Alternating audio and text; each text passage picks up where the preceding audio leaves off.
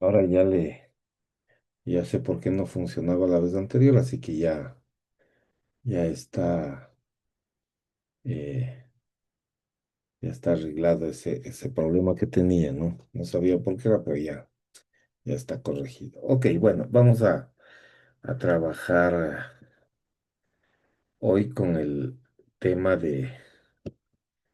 un poco, vamos a terminar un poco de la sentencia. Tengo aquí mi documento.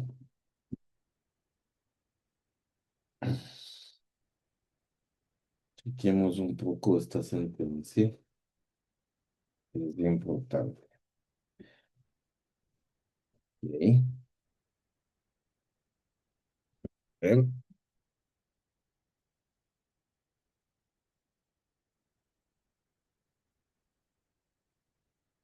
vamos a conversar un poco. eh, ok, vamos a conversar un poco de esta sentencia de la Corte. Bueno, ya lo hicimos la semana anterior. Esta semana vamos a ver un poco cómo nos va, ¿no? Eh,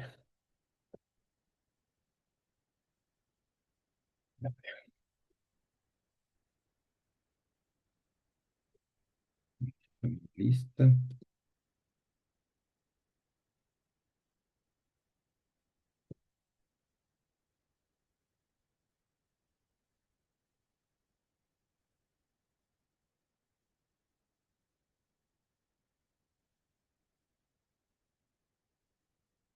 Ok,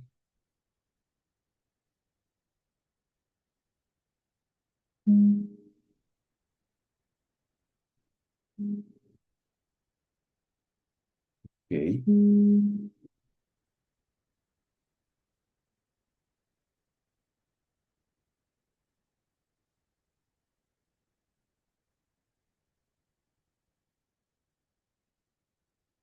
Derecho ambiental, y aquí estamos.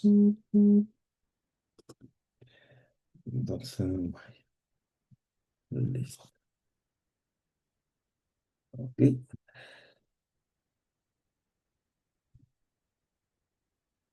listo, vamos a arrancar. Señorita Gutiérrez. Presente, profesor. Puede darme unos momentos y enciendo la cámara. Ok, Estoy teniendo unos problemas.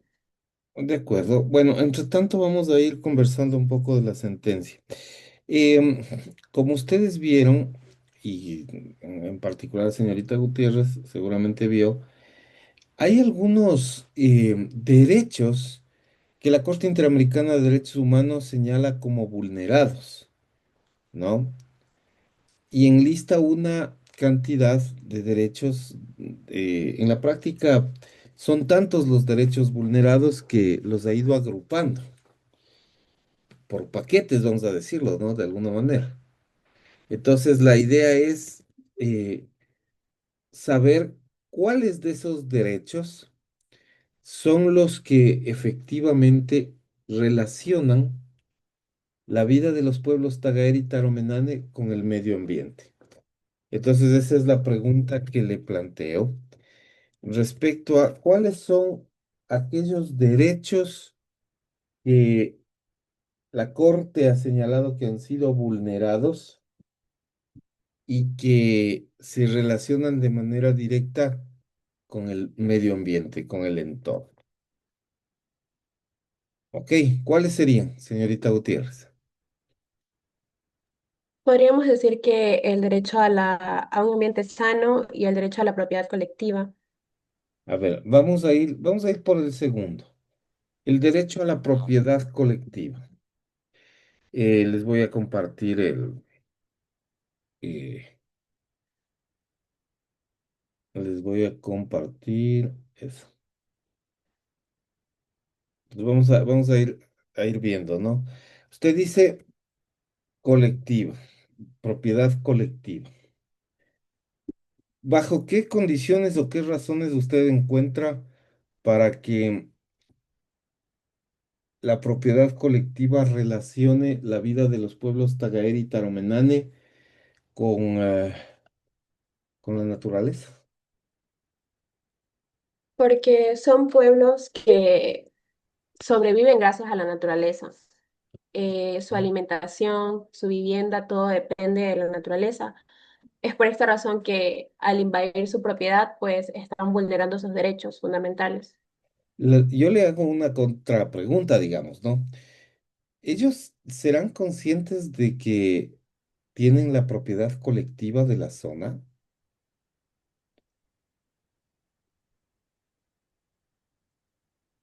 ¿Qué le Como si parece? la pregunta es si ellos conocen que tienen ese derecho. Ujú. ¿Qué le parece? ¿Ellos serán conscientes de que tienen ese derecho? ¿Qué le Pero parece? ellos no conocen nuestra normativa.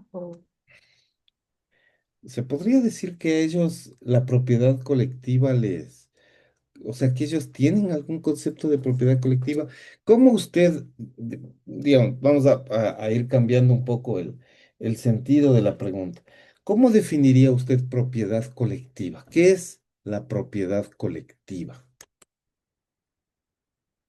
Es como, eh, podríamos decir, cuando un grupo de personas tiene propiedad, no.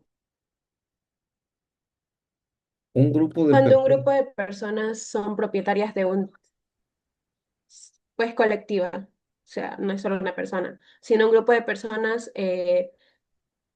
tienen la propiedad de ciertos terrenos. puede darme un ejemplo.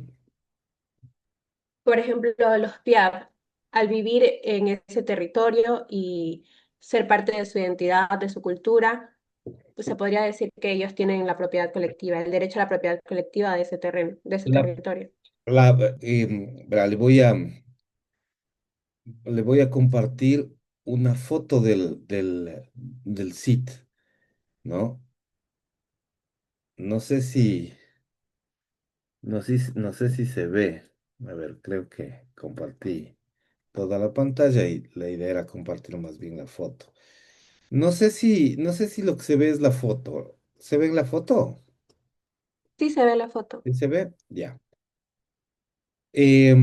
A ver, lo que tienen en pantalla es la CIT. Yo le hago un poquito más grandecita para que se vea un poco mejor. Em, en la práctica, lo que ustedes ven en este, digamos, aquí hay, bajámosle un poquito, ya. La, digamos, esta zona que está, digamos, pintada con verde ligero o verde claro, es la zona intangible Tagaeri Taromenane, la CIT, ¿no? Esta zona que ustedes le ven como más clarita, ¿no? Está clara. Esa es la zona intangible Tagaeri Taromenane. Eh, Como ustedes ven, es una zona bastante grande. Eh, Hay aquí una superficie importante, ¿no? De espacio. Y esta zona limita con el Parque Nacional Yasuní, ¿no? El Parque Nacional Yasuní. Em, yo le hago esta pregunta de la propiedad colectiva y le pedía que defina la propiedad colectiva porque más allá de lo que la Corte argumenta, del propio argumento de la Corte, eh, yo quiero interpretar de qué forma nosotros podemos vincular el ejercicio de ciertos derechos con los recursos naturales.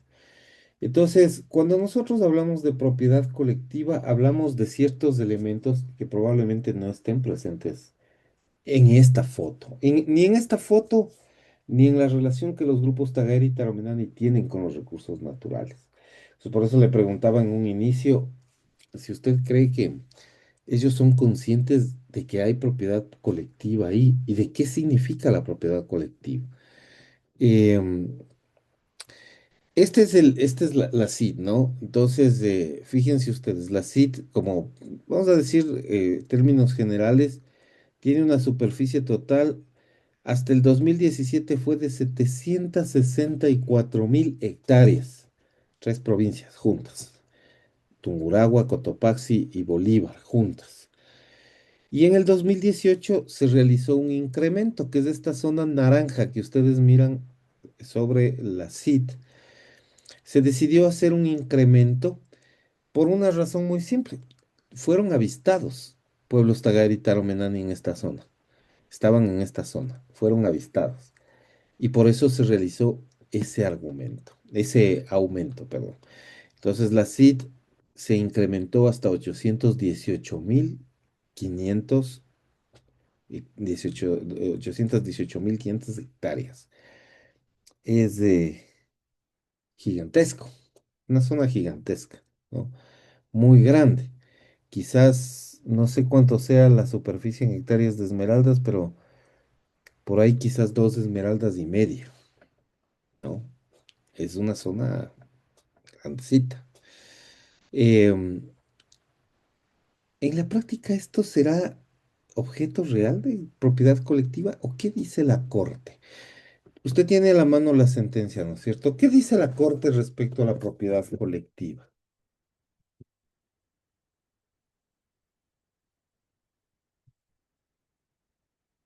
¿Puede leer, por favor?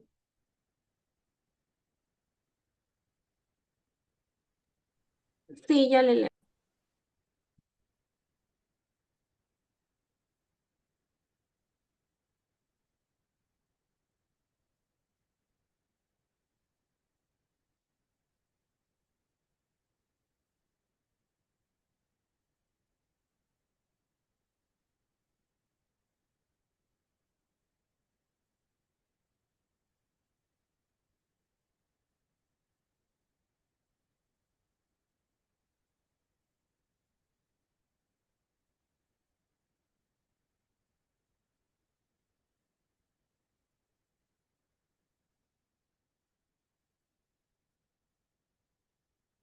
¿Qué dicen el resto, entre tanto? ¿Hay alguien que quiera decir algo?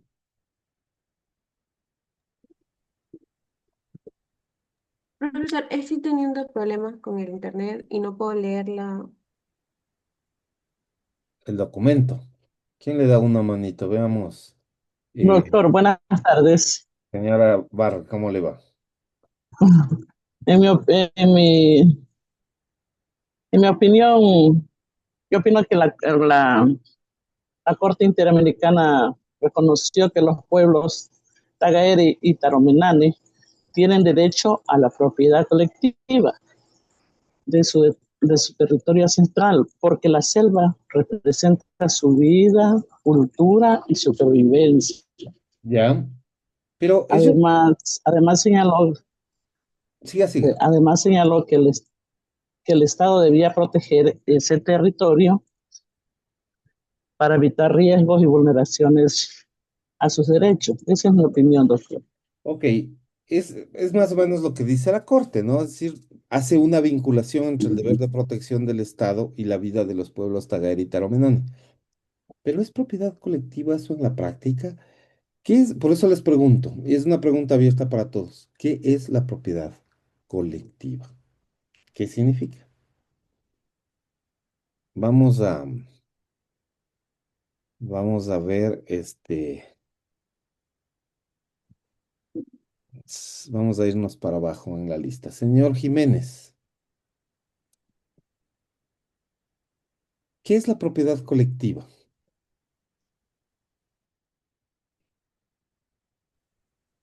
La propiedad colectiva. Ajá.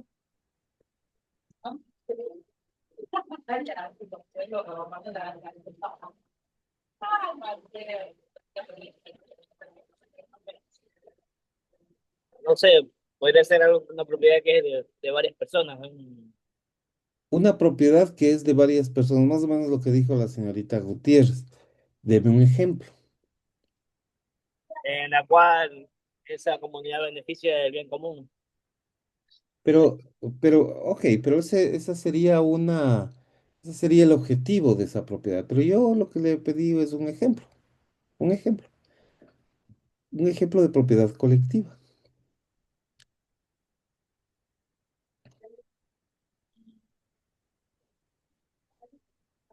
Va a ser algún grupo, un grupo de la Amazonía que todavía no ha sido, que nadie entra ahí, por decirlo así. Ese grupo de la Amazonía que nadie lo visita. No, todavía no. Los grupos Tagaer y Taromenani, Ah, volvemos a la discusión inicial, ¿no? Estamos volviendo a la discusión inicial. Eh, ¿Qué significa propiedad colectiva? O sea, es la discusión inicial.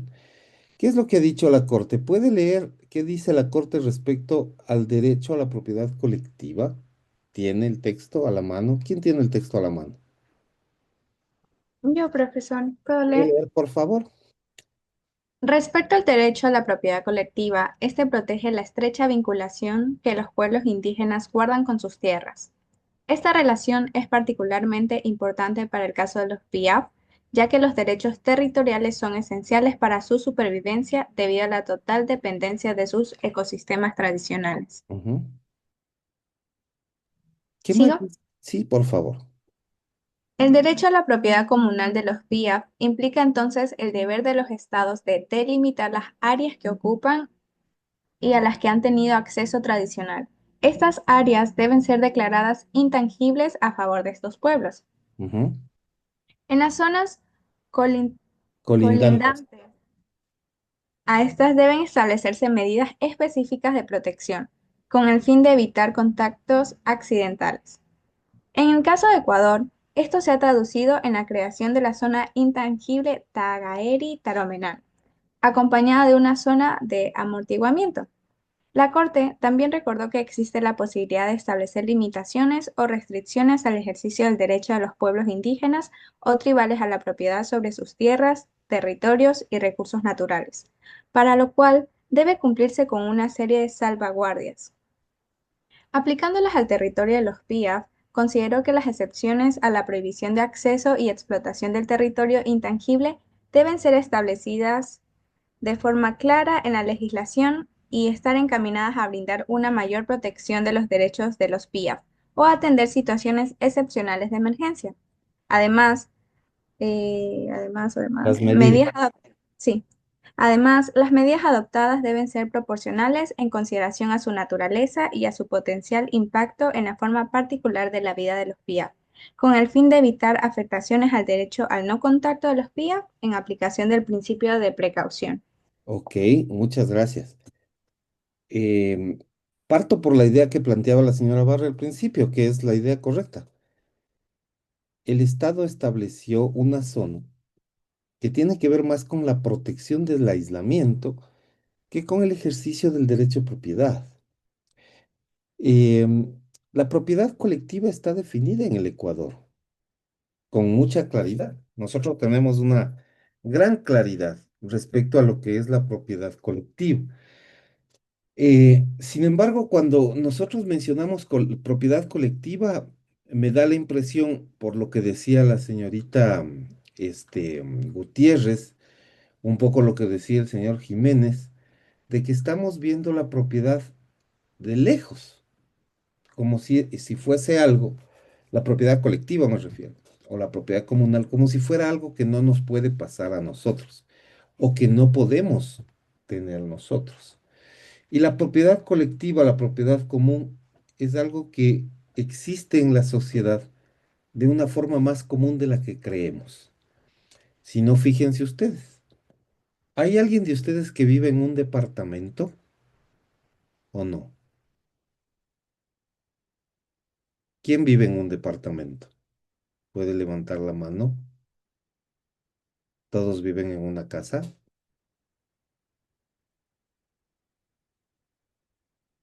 Sí. Bueno, el departamento el departamento en el edificio es probablemente la forma más común de propiedad comunal o de propiedad colectiva. ¿Por qué? Porque si bien uno es propietario de cada departamento, las zonas comunes nos pertenecen a todos los que vivimos en ese departamento. Las escaleras, los pasadizos, los jardines exteriores, todas las partes comunes son propiedad colectiva y funcionan así. Son propiedades que pertenecen a todos por igual.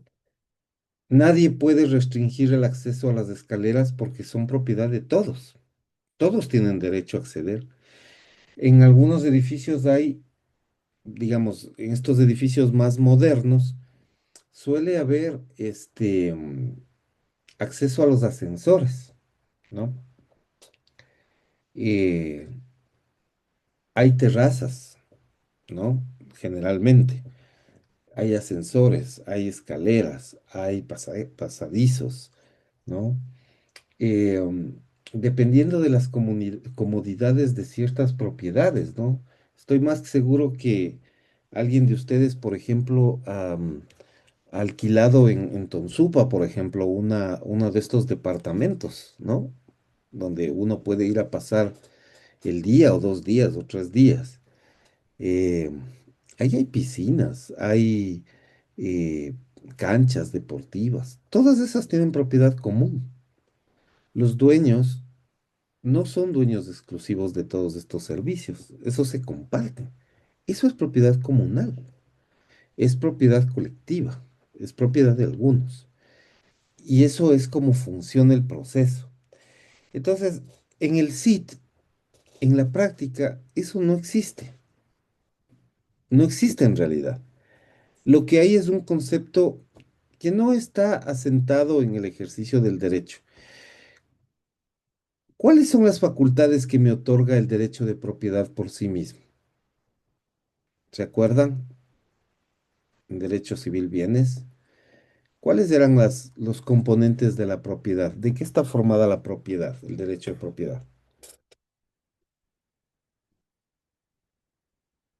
¿Qué dice señorita Oña? ¿De qué está formado el derecho de propiedad? ¿Cuáles son los componentes?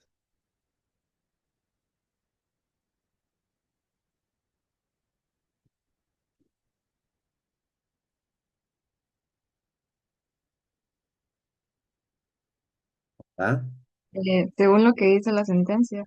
No, en general. El derecho de propiedad, ¿cómo se define el derecho de propiedad en general? Como goce. ¿Como goce? ¿El derecho de propiedad es goce?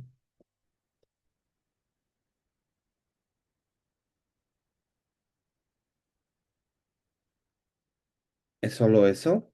¿No hay nada más?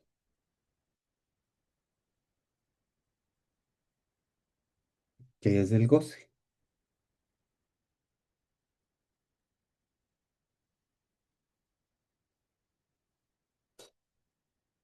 Pues el goce como permite, digamos, recibir los beneficios o frutos del bien. Ok.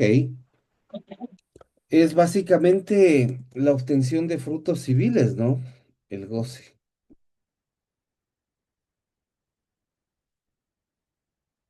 Esto ya lo vimos. Lo vieron ustedes en derecho civil.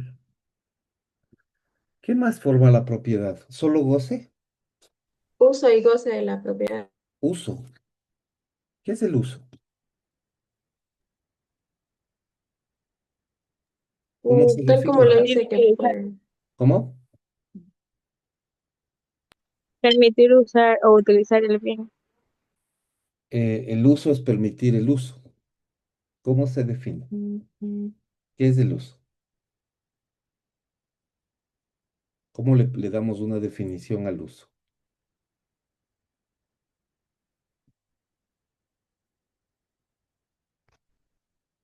Esa facultad de utilización.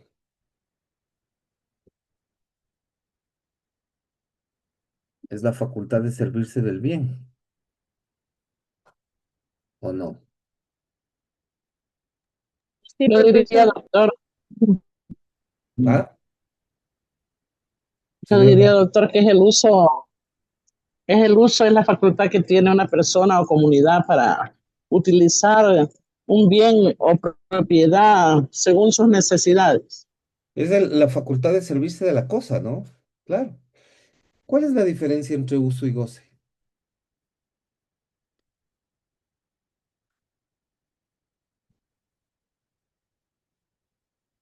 Ah, El uso es del bien en sí y el goce es de los frutos que se otorgan. Deme un ejemplo, por favor. Yo tengo una finca, Ok. puedo usar la finca y también puedo servirme de lo que la finca produzca, ¿Qué es la, que qué se es, vendría a ser qué es usar la finca?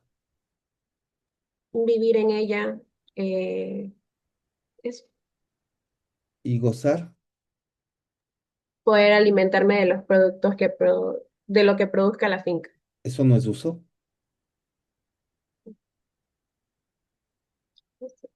Ah, eso parece uso.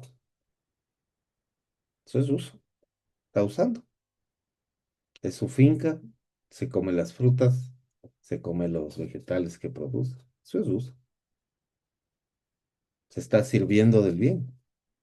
¿Cuál sería el goce?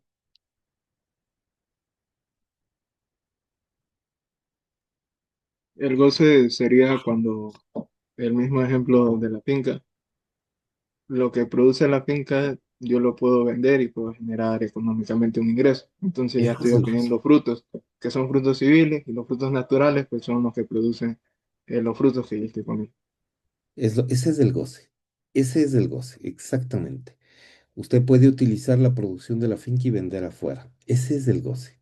Esos son los frutos civiles que se producen a partir del uso continuo con beneficios. Entonces, se trata de esa obtención de frutos civiles. Em, Algo falta en la propiedad.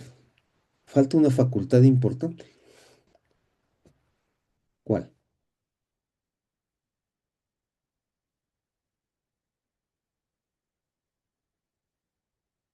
¿Qué dice señorita Porto Carrero?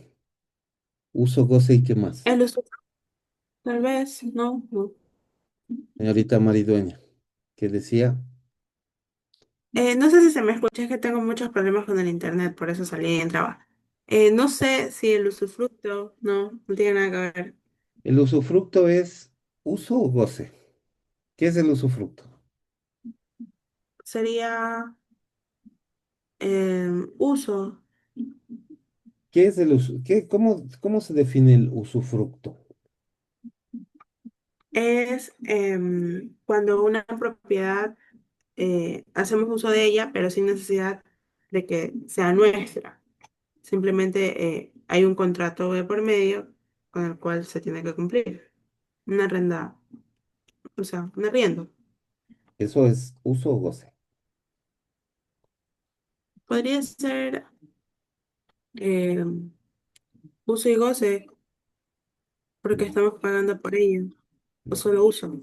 es goce, no es uso. Es goce, es goce. Está obteniendo Sería la, frutos civiles, ¿no? Señor Loor, ¿qué dice? El otro elemento que faltaría sería la disposición del No, bien, que da disposición. la potestad para enajenar, vender, hipotecar o arrendar La el disposición, bien. disposición.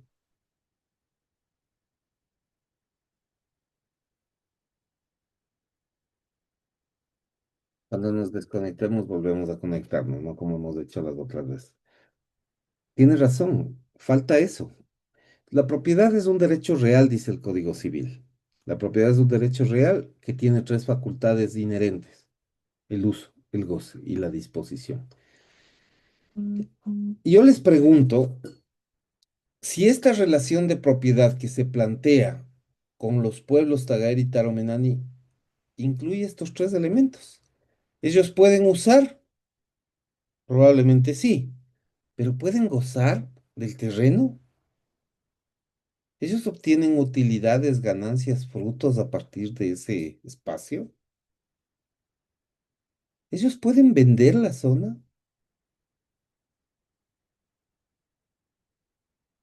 No. La relación de propiedad no es una relación convencional de propiedad. Es una metáfora casi. Esta idea de la propiedad colectiva nos remite a la idea de que efectivamente los miembros de la Corte Interamericana de Derechos Humanos que han fallado sobre este caso nos están en realidad diciendo que efectivamente el derecho está asentado sobre una cuestión territorial. No es propiamente un derecho de propiedad. Esta idea del derecho de propiedad colectiva es simplemente una medida de protección. Lo dicen, ¿no? Lo leyó la señorita Moreira en la sentencia. Es un mecanismo de protección. Esta idea de entender el derecho colectivo o el derecho comunal como un derecho subjetivo no existe en la sentencia, porque los pueblos Tagaeri y Taromenani no tienen conciencia de la titularidad sobre la tierra y en la práctica no son titulares tampoco, porque es solamente un mero Ujú. reconocimiento que el Estado hace sobre un espacio de territorio. No existe esta visión que nosotros estamos intentando plantear. No, no existe en la práctica, ¿no? Es una ilusión, ¿no? Es un mecanismo judicial, un mecanismo, bueno, no judicial, un mecanismo jurídico que tiene por objeto salvaguardar el derecho que sí tienen los pueblos no contactados de no ser contactados, especialmente, de no ser intervenidos ni siquiera por accidente, ¿no? Porque nos habla de que puede producirse una intervención accidental y eso es lo que se quiere proteger. Entonces, está en esa línea. ¿Es realmente la propiedad colectiva? Este ya es una pregunta abierta. ¿Es la propiedad colectiva un derecho que relaciona la vida de los Tagaeri y Taromenani con los recursos naturales o no? Desde este punto de vista. ¿Les parece que hay una relación directa o no? ¿Que ellos están ejerciendo su derecho totalmente o no?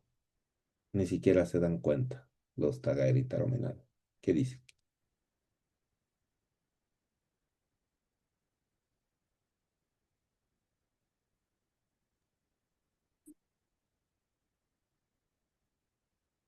¿Qué dice señorita Maridueña?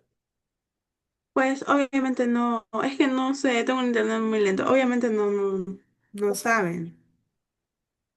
No hay ejercicio ahí del derecho, ¿no? Es una medida de protección. No es un derecho real, ¿no? No está convencionalmente establecido de esa manera. Es más una medida de protección. Es un límite, ¿no? Es un límite que han puesto. Pero el límite, ojo, ¿no? El límite no es para ellos, es para los que estamos afuera. Es una forma protectiva de ellos, pero nos limita a nosotros. Somos nosotros los que no podemos acceder a la zona. Es una zona que está restringida al acceso de cualquier persona porque efectivamente busca una medida de protección para esos pueblos. Entonces no encierra eso, ¿ya? No encierra un derecho. El otro derecho que mencionó la señorita Gutiérrez era el derecho al medio ambiente sano, ¿no? Ese derecho está ahí, ¿no? El ambiente sano, medio ambiente sano es un derecho también de índole ambiental, es un derecho humano también. ¿Qué implica el medio ambiente sano? ¿Qué significa? ¿Qué tipo de elementos conforman este derecho al medio ambiente sano? Vamos a ver, ahora sí. ¿Qué dice señorita Porto Carrero? Medio ambiente sano, ¿qué es?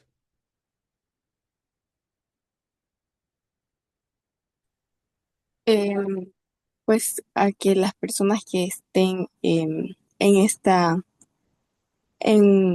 área esté libre de contaminación y puedan vivir de manera plena. ¿Qué significa vivir de manera plena? Que ¿Qué tengan, es para usted vivir? O sea, ¿qué es para usted vivir de manera plena? Si le dicen, bueno, va a vivir de manera plena, ¿qué se imagina usted que va a pasar? em, tener la libertad y no ser limitado por factores externos.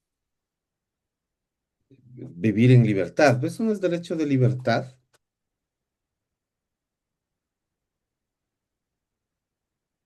Sí, más o Sí. menos.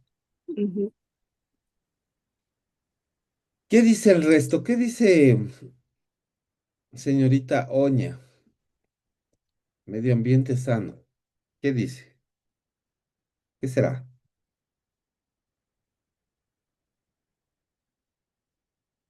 aquel, mm, aquel entorno donde no se afectan las condiciones de vida. Ok. ¿Qué tipo de condiciones de vida cree usted que no deben afectarse? Por ejemplo, Como por ejemplo en las comunidades, no se debe afectar o no debe existir la tala en los entornos ambientales. no debe existir la tala. ¿Y cómo cocinan? Pregunta general. Si no, no pueden talar los árboles como cocinan. ¿Qué dice?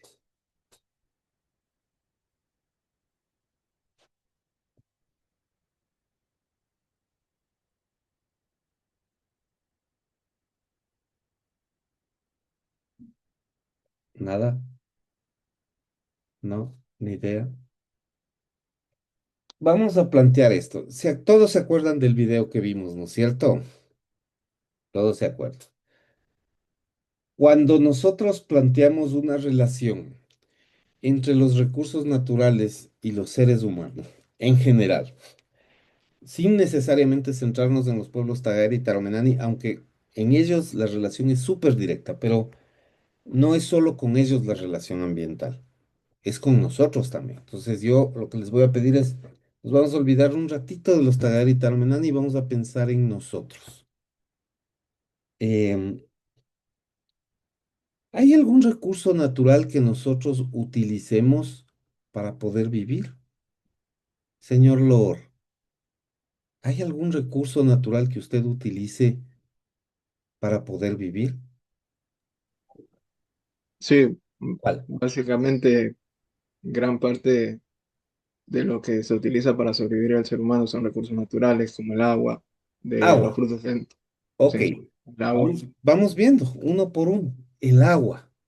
Usted necesita para vivir agua, ¿verdad? Sí, Todos claro. en realidad necesitamos agua.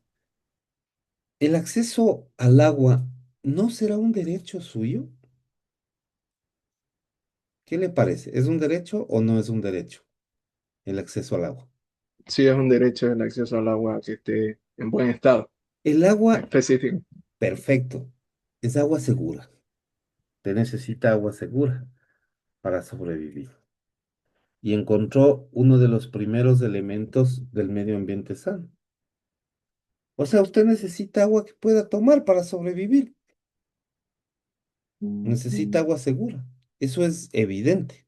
Se requiere eso. ¿Qué otro recurso se le ocurre que puede ser útil? Aunque ya nos desconectamos y me contesta cuando nos juntemos nuevamente. Un aire que no esté tan contaminado por... Claro, el aire, claro, por supuesto. Aire respirable, claro, por supuesto. Ya le podemos aquí.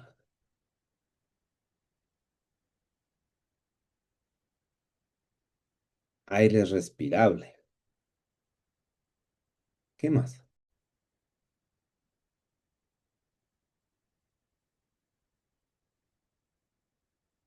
Agua segura, aire respirable.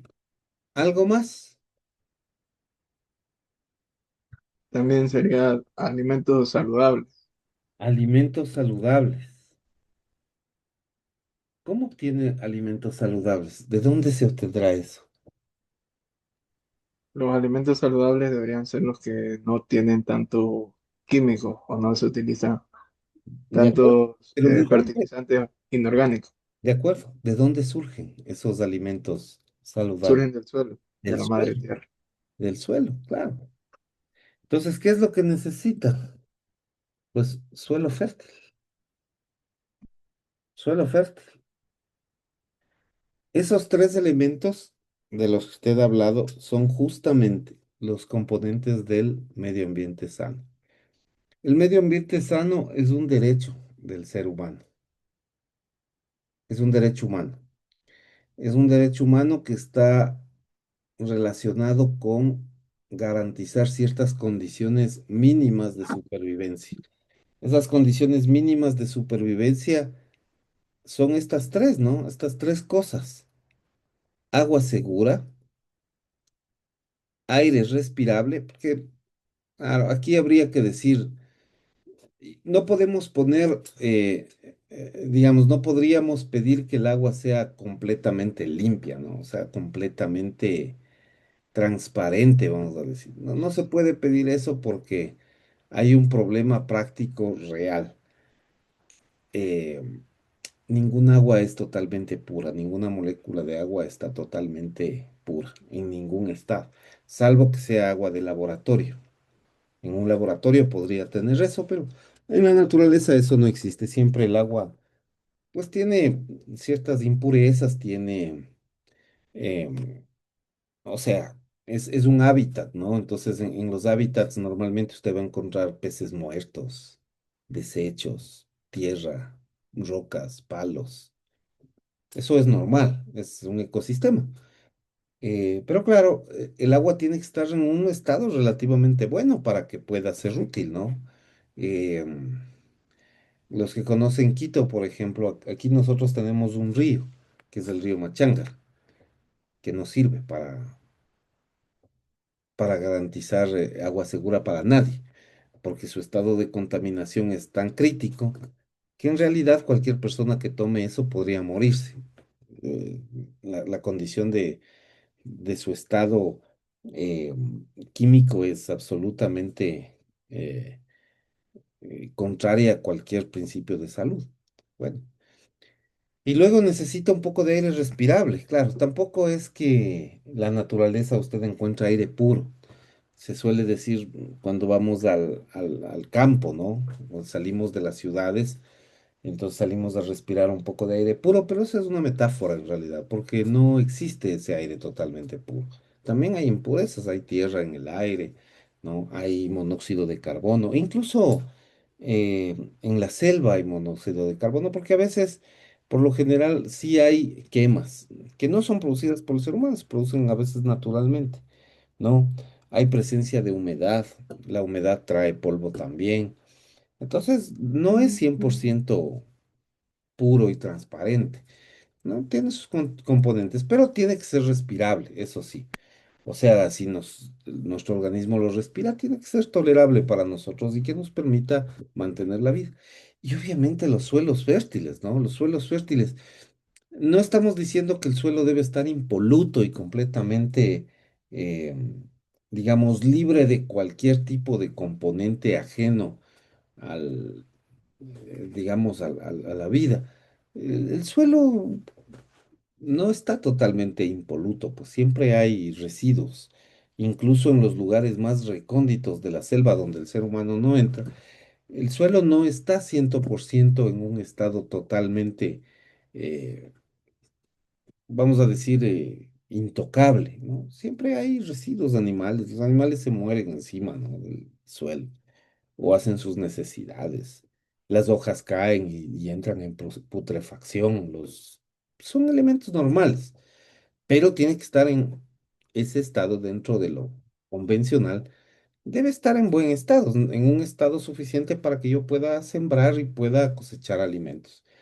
Entonces, sí, ese sí es uno de los derechos que se ve mancillado cuando tú permites que ingresen madereros ilegales, cuando tú otorgas concesiones petroleras en los bordes, o peor aún, cuando entran a las zonas y tienen contacto con los pueblos Tagaer y Taromenane, porque efectivamente las actividades, por ejemplo, si normalmente en el petróleo, cuando se extrae petróleo, tú tienes el crudo y el crudo no viene solo, viene con agua. Esa agua se llama agua de formación. Y, y tú extraes las dos cosas, no, no se puede separar. Tú ingresa la broca, el taladro perfora y luego se conecta la válvula que permite extraer el petróleo, pero la válvula extrae todo lo que hay, pues, y lo que hay adentro generalmente es crudo más agua de formación. Y si por A, B, C, D circunstancias de esa agua de formación cae en un río, en un cuerpo de agua, en un ojo de agua subterráneo, pues contamina las fuentes que están en el sitio, ¿no? Y si tú tienes, como veían en el mapa, quizás volvemos un poquito al mapa, eso puede ser interesante.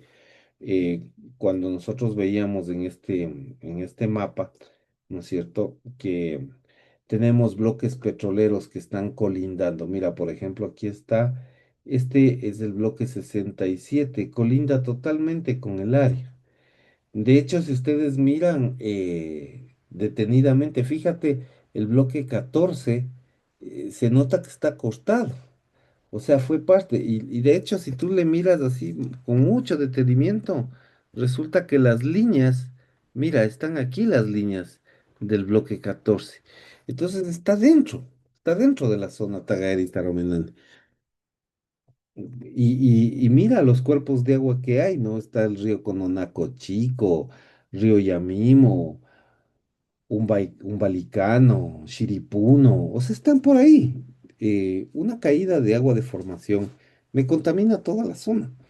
Y eso afecta evidentemente el estilo de vida de los pueblos Tagaera y Taromenane. Igual que a nosotros, ¿no es cierto? Siempre hay la queja de lo que suele hacer la Termoesmeraldas con el agua del río Esmeraldas, que es conocido que Termoesmeraldas utiliza agua para enfriar las turbinas de generación, ¿no? Es un uso convencional. Pues eso es contaminante también. Entonces, claro, esto puede pasar, es algo que usualmente ocurre, ¿no? Entonces, miren los bloques, ¿no? Mira el bloque, este es el bloque 31, ¿no? El bloque 31 es uno de los bloques más famosos, Apancanenque se llama, ese bloque, de los bloques recontra famosos. Y fíjate que está colindando, ¿no? Totalmente en la zona, ¿no? Aquí está justo esta zona de intervención. Está en el límite, en el borde. Entonces, un derrame ahí o una caída de agua de formación evidentemente va a complicar digamos, el uso normal. Una quema de combustibles, que también es algo que se da, ¿no? Se sucede eso en los bloques petroleros, ¿no? Se quema combustible, eso contamina el aire. Y normalmente los pueblos Taguera y Tarominani que no están acostumbrados a respirar ese monóxido de carbono, pues no les va a caer muy en gracia, ¿no? Eso. Y entonces ahí estamos nosotros invadiendo el ejercicio de un derecho que ellos por ahí ni saben que tienen, pero que sí lo tienen y que sí lo ejercen, porque ellos sí usan el agua. A diferencia de lo que les decía de la propiedad, ellos no venden los terrenos ni comercializan los productos, ¿no? Ellos no hacen eso. No es esa su función. No tiene que ver con los derechos que ellos ejercen. Pero el acceso al agua sí es algo que ejercen. Lo ejercen directamente, ¿no? El acceso vamos a decir, al aire respirable también lo ejercen. Eso es algo que está en la naturaleza humana mismo. Y el tema de los suelos fértiles, quizás ellos no hacen agricultura porque son pueblos recolectores, pero vaya que necesita suelo fértil esa zona porque en realidad ellos se nutren de los árboles y de los vegetales y de los elementos que la naturaleza les da. Entonces, vaya que el derecho al medio ambiente sano sí es un derecho que ellos ejercen, a sabiendas o no, sabiéndolo o no.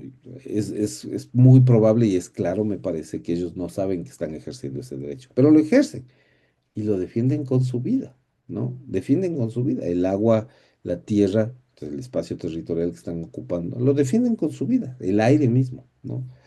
Lo defienden con su vida. Esa ha sido alguna de las razones por las cuales ellos se han enfrentado a madereros ilegales o a petroleros y tal, porque están defendiendo lo que ellos consideran que es suyo, su medio de subsistencia. El derecho ambiental sí descansa en esto, ¿no? Descansa en esto, en la idea de que los seres humanos protegemos del medio ambiente, no porque sea bonito o porque esté de moda o porque eh, sea ah, ah, digamos, porque nos parezca que mantener las especies y un equilibrio con la naturaleza es algo que tenemos que hacer porque es obligatorio. En realidad no. El origen del derecho ambiental está anclado en esta idea de los Tagari y Taromenani. Se usa para la supervivencia. Entonces, si tú no cuidas el agua, si no cuidas del aire, si no cuidas del suelo, en pocos años no vas a tener ni agua, ni aire, ni suelo, lo cual impacta directamente en tu estilo de vida. El derecho ambiental surge de ahí. Esa es la esencia del derecho ambiental. Ese medio ambiente sano como derecho subjetivo es el que nos plantea esa esencia. Pero bueno, no es el único derecho vulnerado que relaciona. Quizás de todos es el más importante, el que vincula con mucha más claridad la vida de la persona con los recursos naturales. Pero ciertamente que no es el único derecho que se vulnera. Y no es el único derecho que vincula la vida del ser humano con los recursos naturales. La señorita Franco nos va a decir qué otro derecho. ¿Qué dice él? ¿Qué otra cosa dice la Corte? ¿Cuál otro derecho será vulnerado? Habrá sido vulnerado y relaciona directamente seres humanos y naturaleza.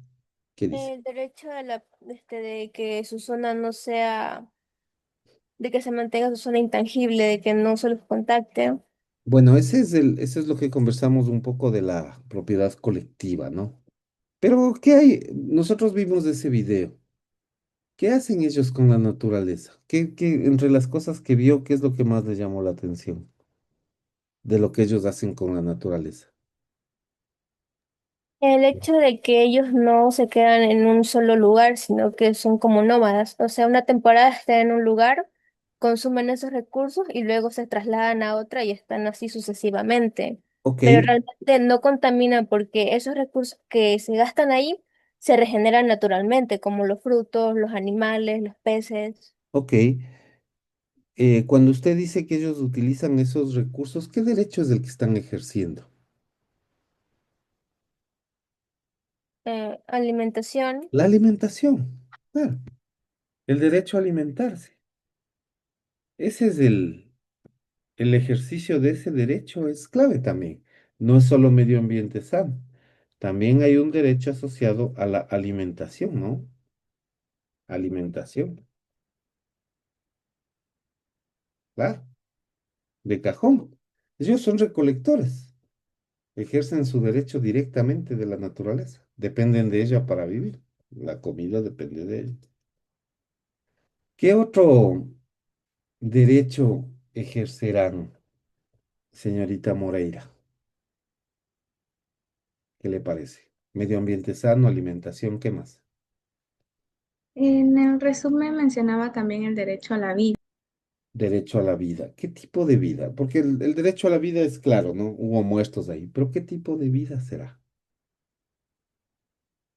Si lo relacionamos con los derechos que mencionamos anteriormente, a una vida digna, Vida digna, claro, la vida digna, a veces clave. Vida digna. ¿Qué significa la vida digna? ¿Qué es para usted vivir dignamente? vivir dignamente significa poder disfrutar eh, o gozar de, de una buena Ok, alimentación, buena alimentación, ¿qué más? de agua limpia, poder Agua tener limpia, ropa, mm, vestidos, eso es vegetales, ¿qué más?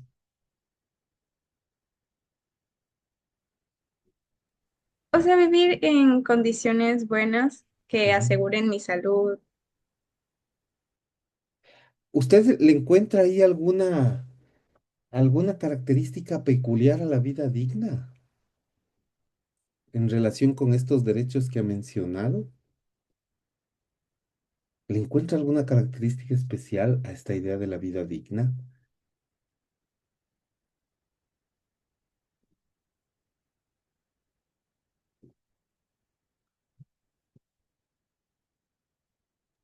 No, profesor. ¿No la encuentra? ¿No le parece que la vida digna aglutina a su alrededor otros derechos? Porque cuando yo le pregunté, ¿qué es para usted vivir dignamente? Usted me dijo tener agua, tener alimentos, tener vestido. ¿No le parece que la vida digna aglutina Depende a del su alrededor entorno. otros derechos? Salud, me dijo también. Todos esos son derechos subjetivos, ¿o no? ¿Qué dice? Sí, que vivir una vida digna depende del entorno, porque no es lo mismo lo que yo voy a disfrutar aquí a lo que disfruta una persona que es parte del PIAF. Ujú. Va a diferenciarse, ¿no? Pero en el fondo hay lo mismo. ¿Alguien tiene la Constitución a la mano? ¿Qué artículo? 66 numeral 2, por favor.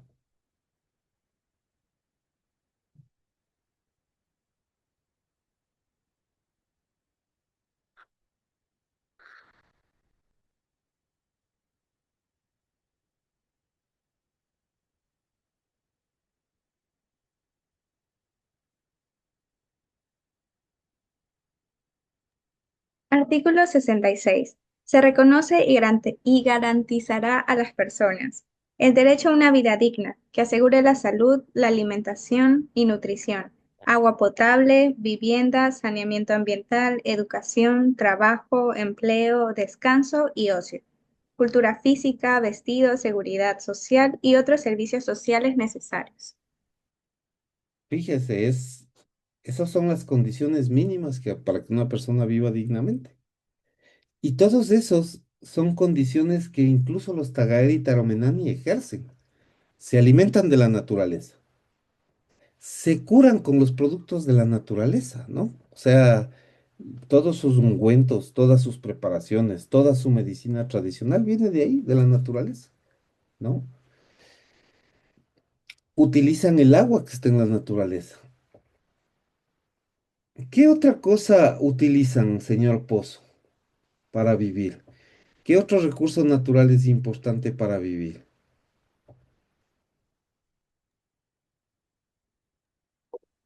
Eh, Creo que los materiales para hacer sus casas, Las viviendas, claro, el derecho a la vivienda. ¿Qué material como utilizan ellos? la madera, me Claro, la imagino, madera, la paja toquilla, claro, algún tipo de totalmente. material para cubrirse. Sobre todo madera, ¿no? Los árboles. Entonces, ustedes ya van viendo que hay varios derechos, derecho a la vivienda, derecho a la alimentación, derecho al agua, ¿no?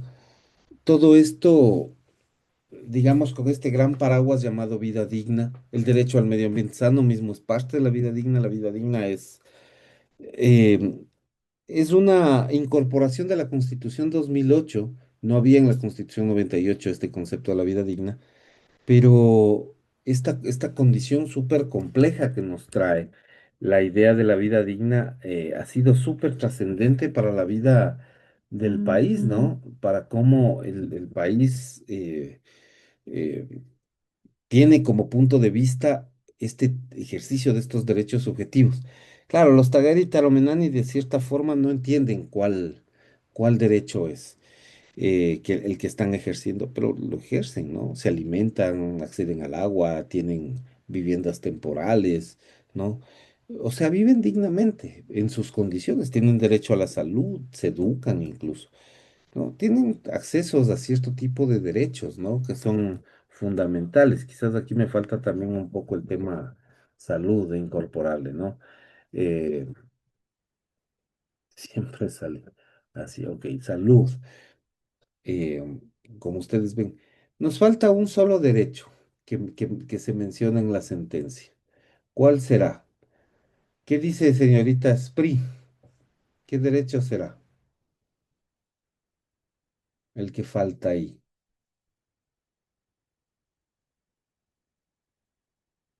Que forma parte de este paquete. Hola, ¿no está? Señorita Spri, señorita Valencia,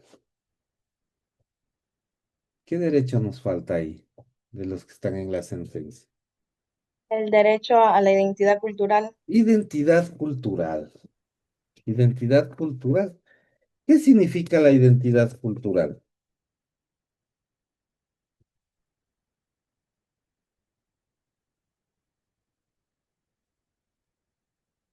A mi ¿Qué es? profesor, Sí, claro, usted. ¿Qué es la identidad cultural?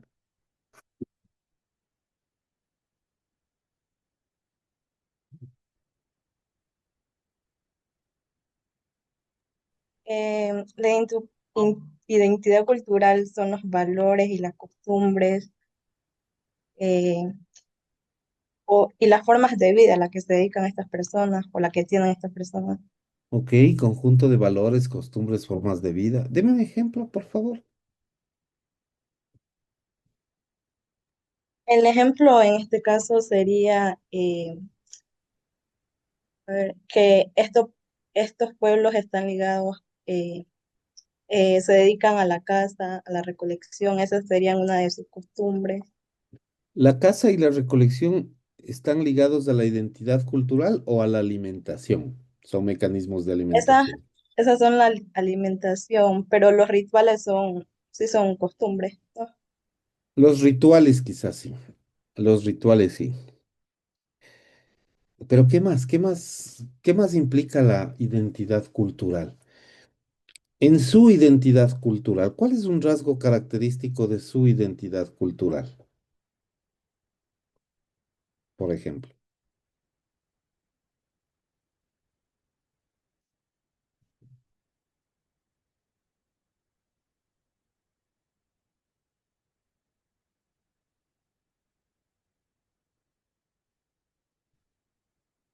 ¿Qué dice?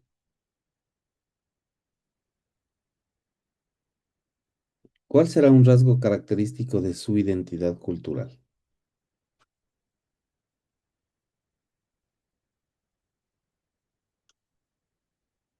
¿Qué condiciones del entorno hacen que usted mantenga ciertas identidades eh, o le forzan, digamos, ciertas condiciones del entorno eh, implican un forzamiento de su identidad? Usted va a la playa, Sí, ¿sí? ¿Cómo va? ¿Lleva como una chompa pesada, no, un pantalón largo? ¿Qué lleva? sí, ¿O lleva un traje de baño? sí, Claro. Pero si usted viene a visitar Quito, usted podría llevar el mismo traje de baño en Quito o en, no sé, en Riobamba, en no, Tulcán. No. ¿Cuál será la identidad cultural de una persona que vive en la costa en relación con una persona que vive en la sierra? ¿Qué es lo que está determinando su identidad cultural? ¿Qué aspecto determina su forma de vestir, por ejemplo? ¿Qué condición natural determina la forma de vestir de la gente? podría ser la zona. Más que la zona. ¿Cuál es cuál es el tema? ¿Cuál es la diferencia? ¿Cuál es la diferencia entre Quito y Esmeraldas para que la gente de Quito se vista de una forma y la gente de Esmeraldas de otra? Bueno, que en Quito hace frío y en la costa da calor. ¿Cómo se llama eso?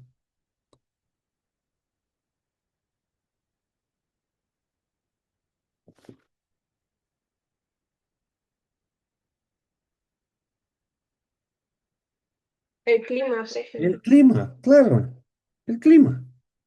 El clima es un determinante de la identidad cultural. Por eso los esquimales se visten como se visten, ¿no? Y por eso los Tagaeri y Taromenani prácticamente andan desnudos, por el clima. La condición climática determina su identidad cultural, ¿no? Es importantísimo. El vestuario está determinado. Y vean que el vestuario, ¿de dónde sale el vestuario? ¿Cuál es la materia prima para los vestidos que utilizamos? ¿De dónde sale la tela o de dónde sale las fibras que utilizamos?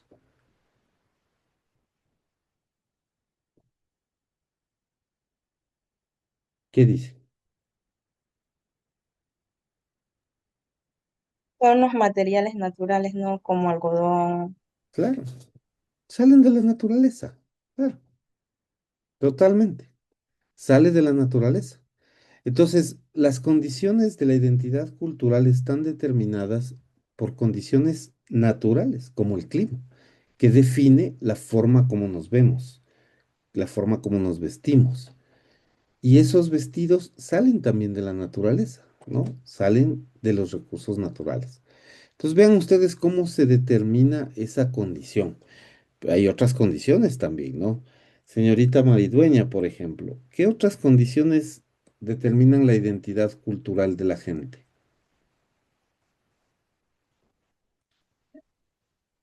Em, Puede ser los modismos que tengan, ¿Qué tipo de modismos? la manera de hablar, ¿Cómo se llama eso? el lenguaje. El lenguaje. El lenguaje. El lenguaje es quizás la forma de identidad cultural más clara de todas. ¿Por qué está determinado el lenguaje? ¿Hay alguna forma natural o hay alguna relación directa del lenguaje con los recursos naturales o no? ¿Qué le parece? ¿Me podría repetir la pregunta, ¿Hay, porfa? hay, Es que hay alguna no. relación entre el lenguaje y los recursos naturales o no? Me parece que eso es indistinto porque, em, o sea, independientemente del lugar donde, o sea, donde nacemos, creo que en todos estos lugares, de una u otra forma, sí hay estos recursos naturales. Ujú. ¿Va? Entonces, creo que eso no tiene mucho que ver ahí. Pero hay una determinación. El lenguaje permite nombrar las cosas. O sea, la denominación que nosotros tenemos de los recursos naturales está determinada por el lenguaje. El lenguaje revela la forma como nosotros entendemos la naturaleza, ¿no? Em, y esto es algo que eh, para nosotros es algo que muchas veces pasa desapercibido, pero en realidad la relación que se plantea entre recursos naturales y el lenguaje es súper profunda. Por ejemplo, cuando nosotros queremos referirnos vamos a decir, a un bosque, ¿no es cierto? Nosotros tenemos un lenguaje. Nosotros eh, le vamos a decir el ecosistema. Así le decimos en castellano. Nosotros estamos definiendo una relación que tiene que ver con una definición que es bastante científica, ¿no? Bastante, vamos a decir, académica, el ecosistema. O nosotros les llamamos el bosque. ¿Qué es para nosotros el bosque? ¿Qué es para usted el bosque, señora Barry? ¿Qué significa el bosque para usted? ¿Va seguido al bosque? ¿Es algo trascendente para usted, el bosque? ¿Qué dice? Doctor, el bosque es un ecosistema natural formado por árboles, plantas, animales, agua, diferentes seres vivos que conviven en un lugar. ¿Qué es Es para un usted? recurso natural muy. De acuerdo, pero ¿qué es para usted? ¿Es significativa su relación con el bosque? ¿Va a menudo? ¿Va varias veces? ¿Tiene una relación directa con el bosque en general? Sí, sí, doctor, yo voy a menudo al bosque. ¿Va a pasear? No, debido a mi trabajo. ¿Y qué hace si Sí, puedo es muy ser bonito. curioso? Manden ¿Qué hace? Si puedo ser curioso y si quieres responderme, ¿qué hace en el bosque por su trabajo? secreto de Estado, doctor. Bueno, en No, todo caso, sí, pero yo en el bosque me siento muy bien. Eh, es una conexión con la naturaleza. Muchas veces me ha tocado abrazar árboles así, como que para que se lleven las malas energías y bueno, algo así, doctor. chévere.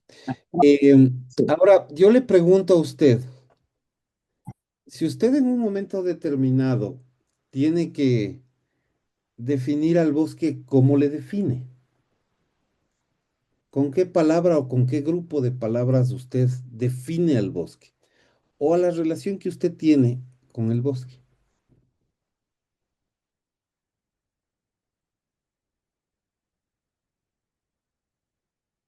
Ah, ya. Yo defino que el bosque me, me da mucha paz. Eh, Incluso yo sé caminar con los pies descalzos en las piedras para que se me vaya los nervios, como que para relajarme un poco, y yo lo defino como algo muy importante en la vida diaria, ahora que uno anda pasa estresado y todo lo demás. Ujú. Ok. Eh, para usted el bosque sería un sinónimo de paz, ¿no? De paz, Sí, esa doctor. es Sí. la idea que tiene. Fíjese que para el lenguaje indígena le define como Pachamama. Ustedes han escuchado ese término. El lenguaje indígena le define nada más y nada menos que como madre tierra. Es decir, el vínculo y la conexión del, en términos de lenguaje es mucho más poderoso que el nuestro. Nosotros hablamos de un bosque, nosotros hablamos de un terreno, hablamos de plantas, hablamos de especies. Y los indígenas hablan de madre tierra. O sea, su relación es mucho más, por mucho, más cercana que la nuestra. Desde el mundo occidental vamos a plantearlo, ¿no? Em, Hay algunas culturas, por ejemplo, la cultura maori en Nueva Zelanda, ellos tienen vínculos súper cercanos con el tema de la naturaleza. Tienen definiciones parecidas a esta de la madre tierra, de la Pachamama, ¿no? Ellos hablan del Wanganui. Esto ya veremos más adelante en Derechos de la Naturaleza, lo vamos a analizar un poco el caso de Nueva Zelanda, pero claro, ellos tienen esta idea del Te Agua Tupua, dice. Te Agua Tupua es el espíritu de los espíritus. O sea, para ellos el bosque no es solamente un lugar de paz. Te Agua Tupua es su propio espíritu, es la fuente de su vida. O sea, sin el bosque ellos no pueden vivir. Te Agua Tupua, dice. Brutal. Entonces, eh, de cierta forma, el lenguaje y la relación que existe con la naturaleza es una relación quizás más fonética, ¿no? Quizás más, eh, eh, vamos a decir, dialéctica, ¿no? Con los recursos naturales. Pero aún así, esa relación marca, ¿no es cierto?, la forma como nosotros tenemos de ver y de apreciar las cosas, ¿no es cierto? Yo les diría, bueno, la señora Barre decía, sí, para mí es una representación de paz y me gusta caminar descalza. Probablemente sí, pero probablemente ninguno de nosotros iría a vivir al bosque, como los indígenas que viven ahí porque estamos acoplados a otra forma de relación, ¿no? Con el ecosistema. Y digamos, nuestro estilo de vida está más anclado a un mundo occidental que hizo que efectivamente nosotros utilicemos la naturaleza en nuestro beneficio. Es difícil sacarse la idea del uso de los recursos para nuestro beneficio, ¿no? Es bien difícil sacarse la idea esa de la cabeza porque nosotros hemos vivido occidentalizadamente durante muchos años, nos criaron así a todos, ¿no? Eh, o sea, hemos vivido en sitios en los que existen accesos a cierto tipo de elementos que están alejados del mundo natural. Pero hay pueblos, como digo, los maoris o como acá los tagaeri, los taromenane o los pueblos ibias o los pueblos agua de Colombia o digamos, los mapuches chilenos, varios pueblos alrededor de América Latina, de África, de Asia, ¿no? De Europa mismo, en los cuales estas relaciones hasta idiomáticas o la forma de expresarse, eh, marcan su relación, ¿no? Con el entorno y con la naturaleza. Para unos quizás más importante que para otros, ¿no? Unos lo definen como su mamá al entorno, otros lo definen como su propio espíritu o como el espíritu de la montaña, qué sé yo. Hay estas formas distintas de ver estas relaciones, ¿no? Entonces, un poco lo que hace la sentencia, como ustedes ven, es plantearnos esta idea de que estos derechos que está mencionando, que son los que se han vulnerado como parte de esta sentencia, tienen que ver en realidad con una forma directa de relacionar la vida del ser humano con los recursos naturales. Y estos derechos subjetivos todos son la relación que se plantea entre el derecho ambiental y la vida de los seres humanos. Entonces, cuando nosotros queremos definir el derecho ambiental en función de la información que hemos obtenido de la sentencia, nosotros podríamos decir que el derecho ambiental es un conjunto de normas que regula las relaciones entre la naturaleza y el ser humano, en donde el ejercicio de los derechos humanos, particularmente asociados a la vida digna, la salud, la alimentación, la identidad cultural, el ambiente sano, la vivienda y el agua, son la esencia de la interacción entre ambos, ¿no? Los recursos naturales son la esencia de esa interacción. Son estos los derechos que van a caracterizar, digamos, todo este proceso del ser humano interviniendo en la naturaleza, ¿no? Vida digna, salud, alimentación, identidad cultural, ambiente sano, vivienda y agua. Aunque el agua no lo menciona la sentencia, pero no podemos dejarle de lado porque es parte de un derecho. Entonces, ese es un aporte que hacemos nosotros, pero es parte de toda esta esencia. Ok. Preguntas, por favor. Señor Loor, preguntas.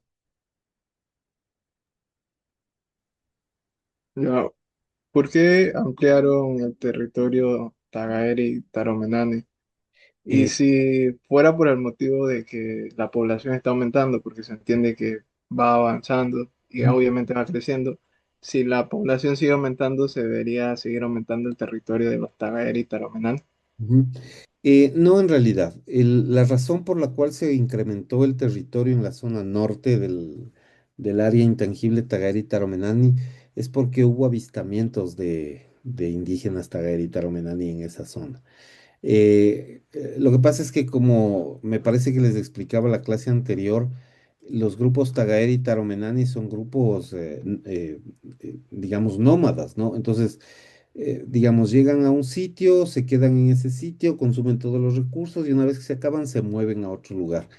Ellos han estado moviéndose y de hecho hay momentos en los bajos momentos, eh, los pueblos logran ser avistados en ciertos lugares, sobre todo del Parque Nacional Yasuní, o sea, entran a la zona del Parque Nacional Yasuní.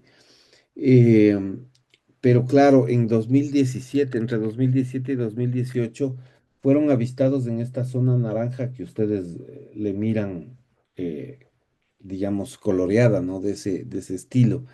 Entonces, se entendió que ellos estaban entrando en esa zona y que requerían protección. Con los pueblos Tagari y Taromenani es un poco complicado el asunto de la interacción. Recuerden que son pueblos que han decidido no ser contactados o han decidido vivir en aislamiento voluntario. Consideran probablemente que nosotros somos enemigos y que estamos vulnerando su territorio. Entonces, la idea del Estado es tratar de mantener ese aislamiento, ¿no? Tratar de que ellos ejerzan ese derecho de la manera más libre posible. Y la única forma real de hacerlo es estableciendo un espacio territorial eh, delimitado, ¿no? Que haga que se impida el acceso al mundo occidental a este mundo nómada. Eh, entonces la razón es en realidad esa, ¿no? La razón tiene que ver no tanto con la cuestión de la población o del crecimiento poblacional de ellos, porque seguramente ellos o pienso yo que se mantienen en volumen del número de personas que existen, Quizás con las matanzas se ha venido un poco diezmado ese número, pero, pero creería yo que en términos generales el número poblacional y el crecimiento poblacional promedio de los Tagari y Taromenani se mantiene en un alrededor de 2,5% al año. Eh, yo creo que ellos se mantienen en cuanto a crecimiento poblacional, más o menos con el mismo tamaño de siempre, pero el tema es que se les avista en otro lugar, entonces hay que estirar un poco esos lugares.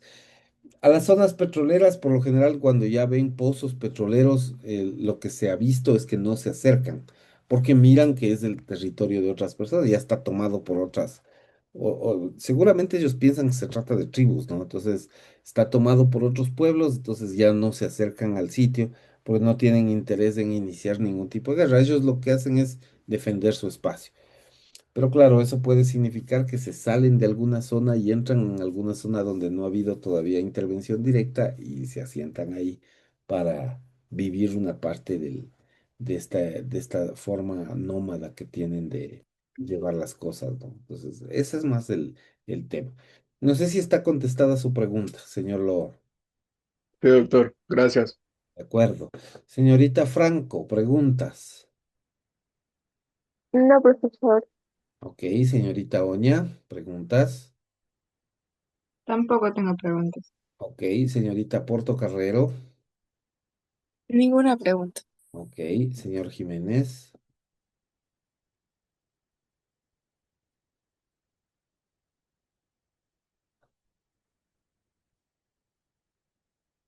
Hola, señor Jiménez, ¿sí me escucha? Sí, doctor, no, no hay pregunta. No hay preguntas. Ok, señorita Valencia. No tengo preguntas. Ok, señora Barre. Me hizo una pregunta y no se la respondí. En su momento yo se la respondo sobre lo que yo hago en el campo. Ah, de acuerdo. No hay problema en realidad, no hay problema. Pero no tiene Por interno. preguntas de esto, ¿no? No tiene preguntas Está de... todo, está todo claro, doctor. Ok, chévere. Señorita Moreira. No tengo ninguna duda. De acuerdo, señorita Gutiérrez. No tengo ninguna duda, profesor. Señorita Maridueña. Ninguna pregunta, profesor. Ok, señor Pozo. Todo entendido, doctor. Ok, chévere. Bueno, esa es la idea, el punto de partida. Vamos a ver ahora, vamos a trabajar un poco con el otro texto, que es el texto que también tiene encargado en la plataforma, que es el texto de Jacquenot. Un texto bastante particular, ¿no? Este de Jacquenot, de la profesora Jacquenot. eh, Tiene una relevancia importante en relación a los contenidos que ella nos ha planteado, ¿no? Eh,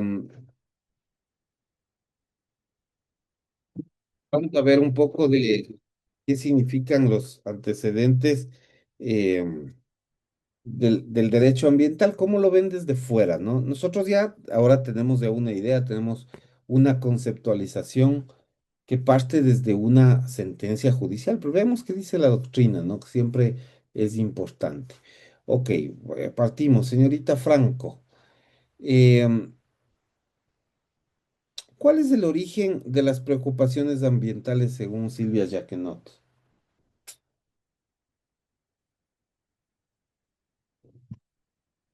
Eh, ¿Qué dijo, profesor? Que no le entendí, creo que los audífonos me están fallando.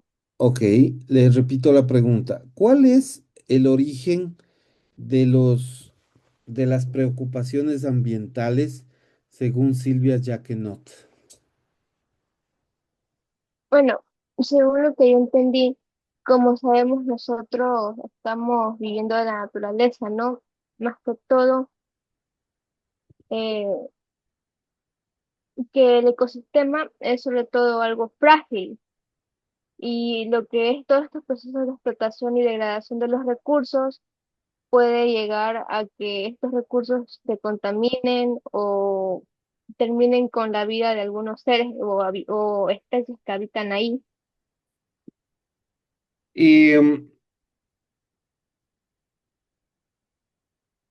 Ya, de alguna manera eso tiene que ver con la intervención humana, pero esa intervención humana no es algo regular, no es algo que suele ocurrir normalmente. El ser humano no está utilizando la naturaleza para sobrevivir, que es lo que decíamos hace un rato. Sí, el ser humano no actualmente, sino desde hace muchos milenios, está usando la naturaleza para sobrevivir, pero igualmente hay un límite porque la naturaleza no puede regenerarse tanto, o sea, tan rápido. No solo lo que es dentro del bosque, sino a un nivel más global, tantas empresas que contaminan, tantos desechos tóxicos que se tiran al mar.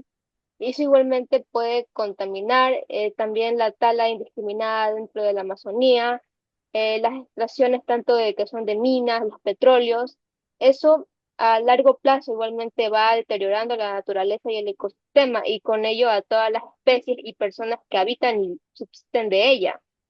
Ok, pero ojo, ¿no? Que la pregunta era, usted ha descrito una realidad que probablemente tiene que ver con lo que pasa hoy en día. Sin embargo, la pregunta era más enfocada hacia cuál ha sido el origen de las preocupaciones ambientales o de las cuestiones ambientales, eh, históricamente hablando. Em, ¿Qué es lo que, digamos, qué es lo que le ha llevado al ser humano a preocuparse por los temas ambientales? Esa es quizás la pregunta del millón, ¿no? Eh, ¿Cuál es la idea, digamos? ¿Cómo, señorita Maritón?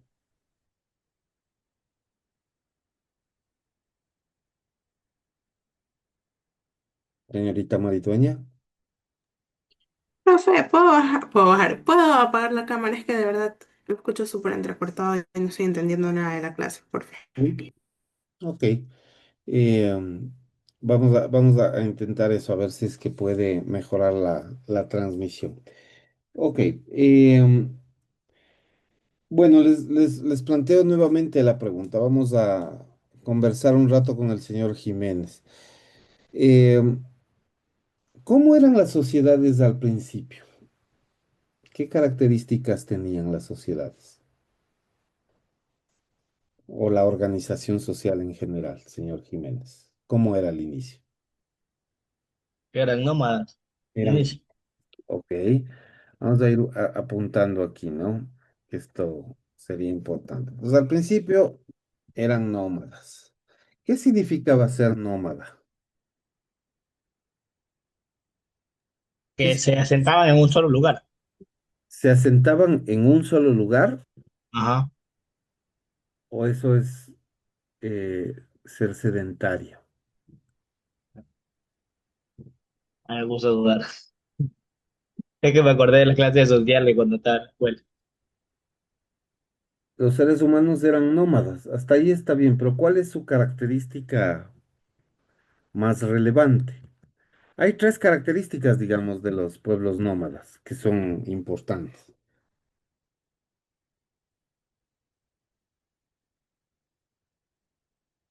¿Cuáles son? La verdad que no recuerdo, profe. No se acuerda. Ok. Señor Pozo, ¿qué dice? O sea, los nómadas que andan de un lugar a otro en busca de comida y andan en un grupo Se movilizan. y no se establecen definitivamente en un lugar, se dedican a la pesca, a la recolección, a la caza y eso, esas son las características que tengo en mente. Esas son quizás los tres elementos básicos, gracias, ¿no? Esos son los tres elementos básicos de los pueblos nómadas, ¿no? Esa es la característica esencial.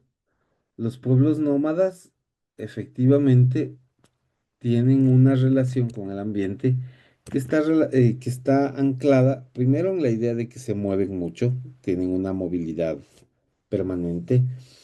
Luego, están dedicados a recolectar cosas y están dedicados a la caza y la pesca. Esa es la actividad que tienen para sobrevivir, ¿no? Señor Lord, ¿qué dice? Doctor, está compartiendo la pantalla del mapa, no sé si iría a compartir el WhatsApp. Gracias. Sí, sí, sí, estoy entonces equivocado. Gracias. Ya les vuelvo al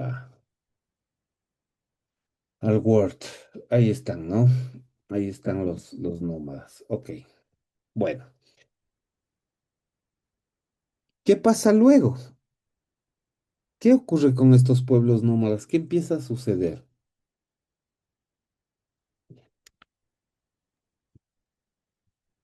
Aquí se produce un pequeño cambio, ¿no? ¿Cuál será ese cambio, señor Lord? Si estoy en lo correcto, los pueblos nómadas pasan a ser pueblos sedentarios que se establecen en un solo lugar porque identifican que sembrando las semillas de los frutos de los árboles pueden producirse alimentos. Y entonces ellos comienzan a trabajar ahora la tierra. Ajá. Se asientan entonces en un solo lugar,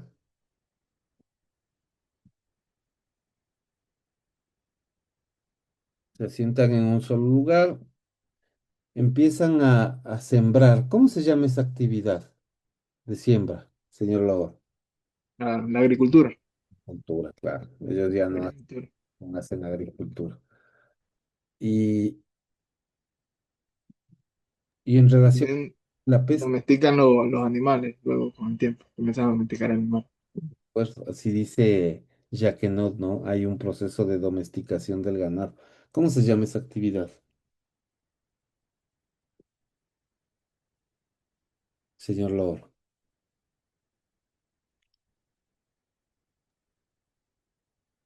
La actividad de domesticar, Sí, pero ¿cómo se llama esa actividad? Domesticación del ganado. ¿Qué es eso?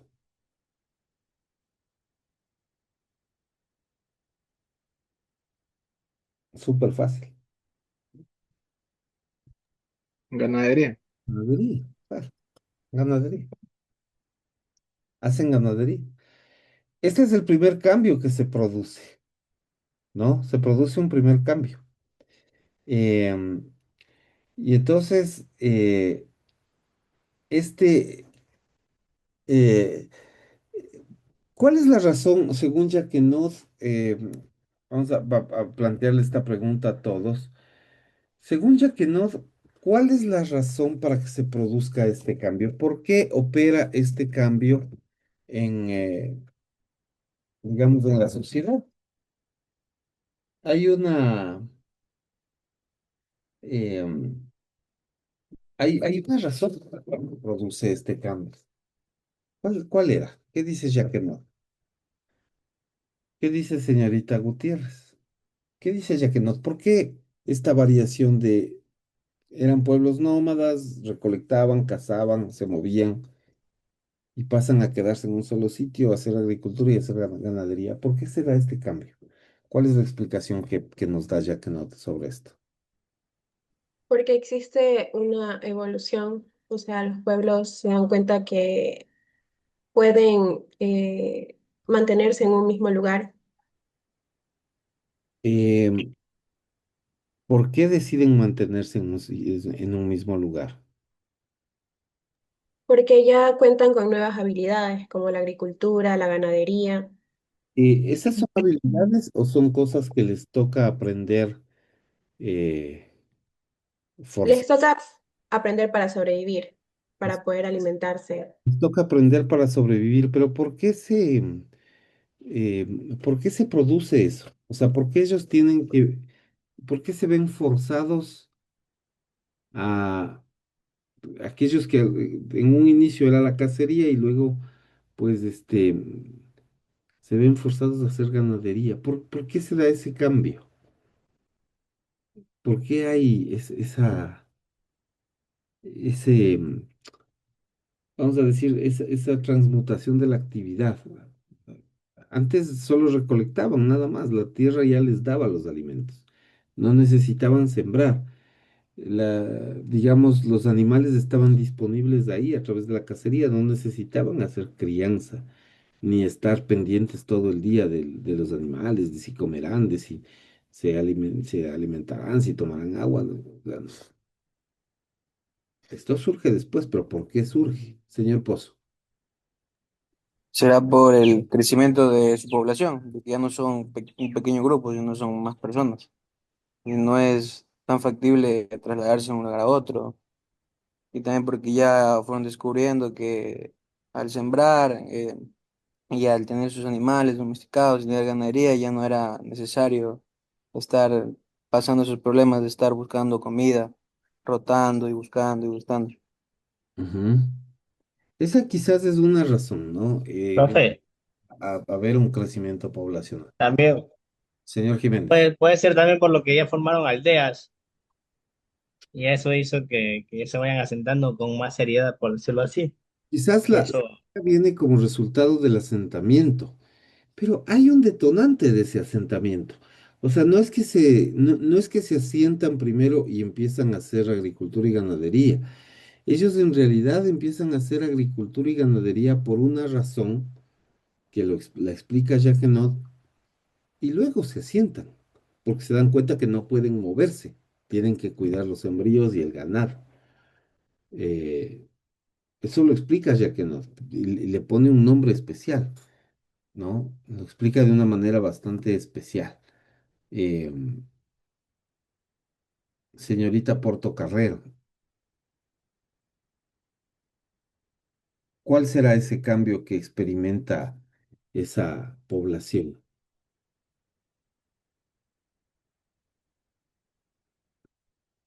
¿Qué le parece? Señorita Gutiérrez levantó la mano. Profesor, según la lectura, disculpe que tengo la cámara apagada, es porque tengo el internet. Bueno, según lo que leí también, ya que nos menciona que después de la recolección de frutos continua, como que hubo un proceso de deterioro de los elementos naturales. Sí, de alguna manera sí, pero ellos empiezan a hacer algo. Ellos empiezan a hacer algo con la recolección y la ganadería toman un curso eh, particular. Les pasa algo con la recolección, primeramente y después con la ganadería. Algo pasa en Eh, la... ¿Qué pasa? bueno, ella menciona que ellos comenzaron de a poco como a intervenir en el proceso natural y ya hacían una recolección discriminada, o sea, ellos escogían lo que querían y también así con la casa. Claro, hay una recolección discriminada. ¿Cómo más les llamas? ¿Recolección discriminada o cómo más? Señorita Portocarrero. Otro nombre le da también, un sinónimo. ¿Cuál? Selectiva. Selectiva. Selectiva. ¿No les ha pasado a ustedes que yo supongo que varios de ustedes van al mercado, ¿no? A hacer compras, ¿no es cierto? ¿No le ha pasado que llega un momento en el que hay, no sé, todos tenemos una verdura que le gusta más que otras, ¿no? ¿O no? ¿Hay algo que le guste más que otras cosas en particular? ¿Qué dice señorita Portocarrero? Usted cuando va al mercado, ¿qué no deja de comprar? ¿Qué compra sí o sí? Bueno, a mí me gustan las papas. Las papas. Ujú. Estamos iguales. No hay cómo dejar de comprar eso. Usted puede dejar de comprar otras cosas, pero eso no deja de comprar. Bueno, eso les empieza a pasar a los pueblos recolectores. Empiezan a ver gustos, empiezan a hacer una recolección selectiva, discriminada. O sea, esto sí, esto no, esto sí, esto no, esto sí, esto no.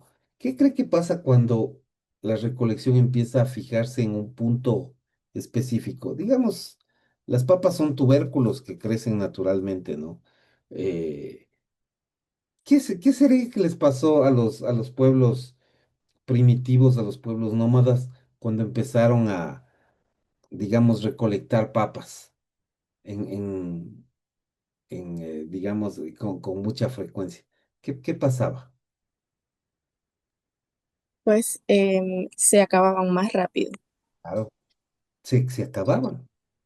Y entonces necesitaban reponer eso, porque eso es, nuevamente, ¿no? O sea, este es un tema, está todo tan vinculado.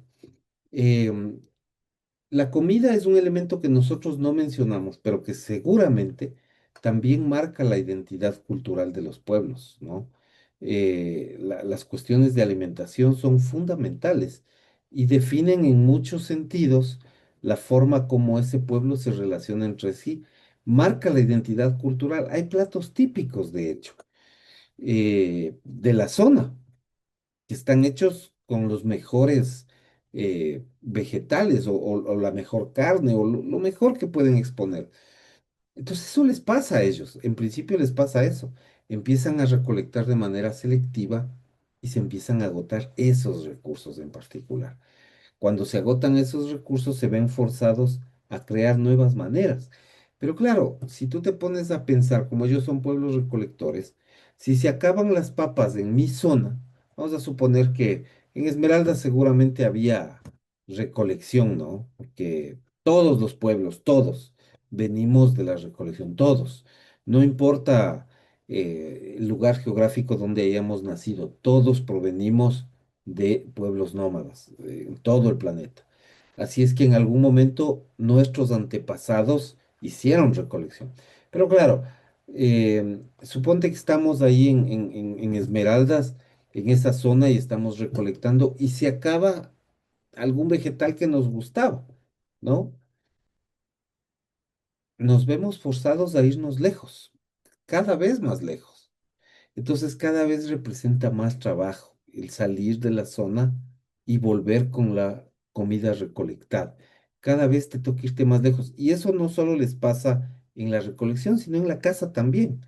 O sea, cada vez te toca irte más lejos a buscar los animales que necesitas para alimentarte. Cada vez más lejos, cada vez más lejos, cada vez más lejos. Y el ser humano tiene nosotros tenemos un chip, está grabado en nuestra forma de vivir, que es más con menos esfuerzo, más cosas con menos esfuerzo. O sea, eso es algo que está grabado en la gente, ¿no? En el chip que todos tenemos. De alguna forma, estas nuevas tecnologías que han aparecido, inteligencia artificial, no son más que eso. Es buscar la posibilidad de tener más producción con menos esfuerzo. O sea, eso es convencional. Eh, Nuestra forma de trabajar es esa también, ¿no? Mientras más dinero puedo ganar haciendo menos, lo voy a intentar, ¿no? Eso está en nuestras, es genético eso en los seres humanos. Y eso tenían los pueblos recolectores. Ya no quisieron caminar más, decidieron buscar un mecanismo que no les obligue a moverse más, pero eso les retuvo y por eso se volvieron sedentarios. Señor Lord, Podríamos definir el contexto de las acciones del ser humano como productividad, cada vez ser más productivo. claro, o sea, de hecho, nosotros buscamos una estructura de productividad siempre y cuando esa productividad me genere un beneficio personal. Sí, tienes razón, eso podría definirse. Sin embargo, eso está muy vinculado al interés personal. O sea, yo le aseguro que, digamos, si em, usted ya se gradúa y empieza a trabajar como abogado, supóngase que usted se dedica al libre ejercicio. Lo que usted va a empezar a atender es a buscar clientes que le paguen mejor y que le exijan menos trabajo. Porque usted puede tener cientos de clientes pequeños que le hacen trabajar muchísimo, pero que le reportan pocos beneficios. Entonces, claro, ¿cuál es generalmente la tendencia? No digo que sean todos los casos. Normalmente la tendencia suele ser el hecho de que yo trato de asesorar una empresa más grande que probablemente me exige lo mismo que digamos, un negocio pequeño, obviamente con las diferencias que puede haber, pero probablemente la empresa esa me paga mejor y no me exige tanta minuciosidad como puede ser necesaria para asesorar 10, 20, 30 eh, pequeños clientes, ¿no? Eso, digamos, como digo, no es que todos funcionamos de esa manera. Eso probablemente no es una característica de todos, pero la generalidad en los seres humanos tiende a buscar eso. O sea, imagínese que a usted usted está ganando, digamos, en un empleo, vamos a suponer $1,000 en un empleo, y viene otra persona que le ofrece hacer lo mismo, pero no le va a pagar 1,000, sino le va a pagar 2,000. Yo le diría que muy poca gente se negaría, ¿no? Salvo que tenga algún vínculo particularísimo, muy poca gente se negaría a moverse del empleo. O sea, si va a hacer lo mismo y va a ganar el doble, es común que usted tome esa decisión. Lo mismo, claro, si yo tengo 10 clientes pequeños que me reportan una gran cantidad de trabajo, porque, claro, el hecho de que sean pequeños no significa que yo, o sea, lo que le quiero decir es, por ejemplo, si usted se vuelve un asesor tributario, vamos a plantearlo así, entonces usted tiene que revisar los balances de 10 pequeños. Usted igual tiene que cargar la información, tiene que hacer el análisis, cuáles son sus ingresos, cuáles son sus gastos, retenciones y todo lo demás. Por ahí el volumen de trabajo es el mismo que va a llevar en una empresa. Lo que pasa es que la empresa grande lo hace una vez, no 10, y le paga lo mismo que le están pagando a los 10 en conjunto. ¿Me explico? Entonces, por ahí que le es más conveniente tomar solo el cliente grande, que obviamente le ocupa la décima parte del trabajo y le paga mucho más que tener los 10 pequeños. Eso no quiero decir que está bien ni mal, yo no estoy juzgando. Lo que estoy diciendo es simplemente que el ser humano tiene ese chip montado en la, digamos, en la información genética. Entonces, quizás no es el caso de todos, pero por lo general veo que tiende a suceder eso. Y en este tema de los recolectores, normalmente yo lo que veo es que algo de eso es lo que pasó, ¿no? Finalmente decidieron utilizar estos mecanismos agrícolas para evitar moverse más distancia, ¿no? Mayores distancias, ¿no? Em, hay no sé si tengo una foto, de pronto tengo una foto.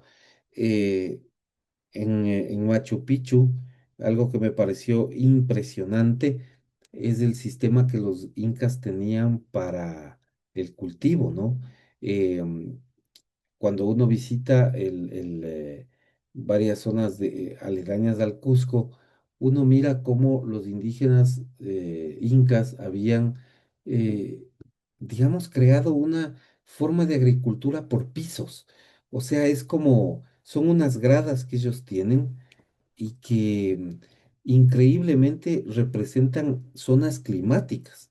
O sea, mientras más abajo, ¿no? Ellos, como es una zona más cubierta, logran mantener el calor y lograban hacer como una representación de pisos climáticos inferiores. Y mientras va subiendo en las gradas, la representación son pisos climáticos superiores. De tal manera que en muchas ocasiones lograban hacer producción de, digamos, agrícola de zonas que estaban más en el llano, ¿no? En la parte más baja del Perú. Y en el mismo lugar, o sea, en el mismo espacio, estaban compartidas plantas que venían, digamos, que eran propias del sitio, ¿no? De la altura. Entonces, llano con altura mezcladas en una misma zona climática, en un mismo piso. A mí me parece eso espectacular, pero claro, es el resultado de que ya, yo no quiero ir a traer la comida desde Esmeraldas a pie, o sea, yo me pongo a pensar en los pueblos, este, digamos, aborígenes del Ecuador. Si yo vivo en Quito, ¿no? Soy un quitucara, y yo no quiero irme caminando hasta Esmeraldas a traer los frutos que hay en Esmeraldas. Mejor intento sembrar aquí mismo.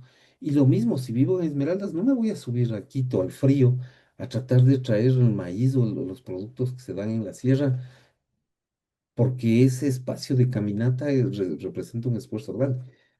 Me parece que por ahí el razonamiento este que Jacquenot nos plantea de que ellos empezaron a tener esta recolección y esta ganadería selectiva es el justificativo perfecto para que haya esa mutación de lo que era la recolección a la agricultura o de lo que era la caza a la ganadería. Entonces, me parece que pasa un poco por ahí. No sé si eso, digamos, ese comentario con lo que usted planteaba de la productividad humana, digamos, se acopla, era más o menos lo que usted quería decir, por ahí va o no, no sé, o si tiene otra inquietud, igual, a ver si la comenta. ¿Qué dice, señor Lord? Sí, doctor, básicamente lo que usted acaba de plantear. Gracias. Chévere, ok. Este, ese es digamos, es la idea, ¿no? General. Luego nos van pasando otras cosas, ¿no? Luego, Jacquenot nos va hablando ya de otros procesos, ¿no? Y entonces ahí empezamos a ver, em, digamos, algunas ideas relacionadas con Babilonia y con los egipcios, ¿no? Em, Aquí hay algunos temas, bueno, ya conversamos al inicio de la clase sobre algunos temas de propiedad, pero veamos qué es lo que nos dice, ¿no? Jacquenot. ¿Qué nos dice Silvia Jacquenot? Vamos a conversar con la señora Barry. Díganos, por favor, qué pasaba en Babilonia y en Egipto. ¿Qué había? ¿Cuál era el tema que narra Silvia Jacquenot? ¿Qué hacían estos egipcios y estos babilonios? Repítame, doctor, la pregunta, disculpe. Según Silvia Jacquenot, hay una evolución de las preocupaciones ambientales que saltan a Babilonia, que son las primeras sociedades que, como ustedes saben, en historia del derecho usualmente se ve, son las primeras preocupaciones que existen en materia jurídica. Obviamente, eh, los babilonios y los egipcios tienen antecedentes importantes para nosotros como sociedades modernas herederas de todo el derecho romano que viene de ahí, ¿no? Entonces, la pregunta es muy sencilla. ¿Qué es lo que hacían los babilonios y los egipcios que Silvia Jacquenot ha resaltado como parte de los orígenes del derecho ambiental?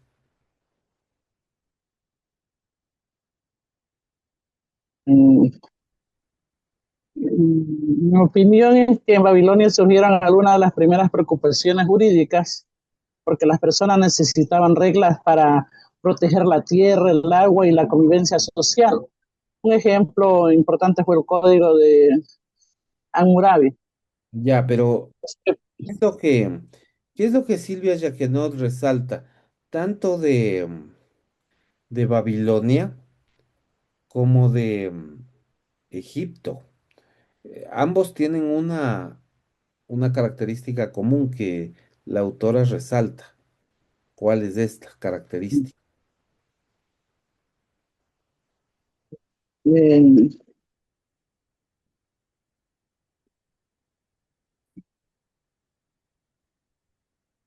en Babilonia surgieron normas para regular la convivencia y proteger los recursos necesarios para la agricultura. En Egipto, en el río Nilo, la agricultura, la organización social y la política, el aprovechamiento del agua para cultivar. En, Es más en simple. ambas civilizaciones se entendieron que el agua, la tierra y los recursos naturales eran fundamentales para la vida y la organización de la sociedad. Ojo, Babilonia es más, destacó por sus leyes y organización jurídica, mientras que Egipto destacó por el aprovechamiento del río Nilo y la agricultura. Ambas civilizaciones dependían de recursos naturales para sobrevivir y desarrollarse. ojo, es más simple que eso, porque recuerde que estamos yéndonos a la idea del derecho ambiental, ¿no? Más directamente. Es bastante más simple lo que dice Jacquenot, que hacían los pueblos de Babilonia y de Egipto. ¿Qué dice el señor Pozo? Ya, que comenzaron a organizar el uso del agua, la tierra, los cultivos y los recursos naturales. Por ejemplo, en Babilonia se regulaba el uso de la tierra, el riego y la agricultura. Y en Egipto se controlaba el Súper, agua del río, los ojo, cultivos que no, agrícolas. claro, está súper claro lo que dices, ya que no, que es algo trascendente para el derecho ambiental a la final. Pues súper clarito. ¿Qué dice el señor Loor? ¿Encontró Mm, esa característica ya, entre babilonios y egipcios? sí, que los antiguos babilónicos y egipcios reservaron parte de uso general mm, de sus tierras públicas. También se supone que los griegos y romanos Exacto. O sea, hicieron lo mismo con con las orillas del mar. Eso hace referencia a la propiedad colectiva que se habló al inicio de la clase, como usted comentaba. claro, o sea, el tema en materia ambiental tiene que ver directamente con la cuestión de la propiedad. Por eso es que los egipcios, los babilonios, establecen parte de sus tierras como públicas. La relación que eso tiene con la parte ambiental tiene que ver con garantizar los accesos a los recursos, ¿no? Lo que ha dicho el señor Loor, que es una, digamos, eh, eh, es esta idea de que también los romanos y los griegos, de cierta forma, ¿no? De hecho, le menciona a Justiniano, porque hay un antecedente directo con Justiniano, que es reconocer la ribera o la orilla del mar como una zona que permita acceder a ese mar. ¿Por qué será que ellos se preocuparon tanto por las orillas del mar? O sea, primero los babilonios y los egipcios nos plantean esta idea de que hay espacios públicos, de que hay tierras públicas. ¿Por qué será eso? O sea, ¿por qué se presenta eso? Y después, tomando como punto de partida ese argumento, pues resulta que los romanos y los griegos dicen que las orillas del mar son de propiedad del pueblo, que es más o menos lo mismo, ¿no? Es decir, hay propiedad pública del pueblo, ¿no? La pregunta es, ¿por qué?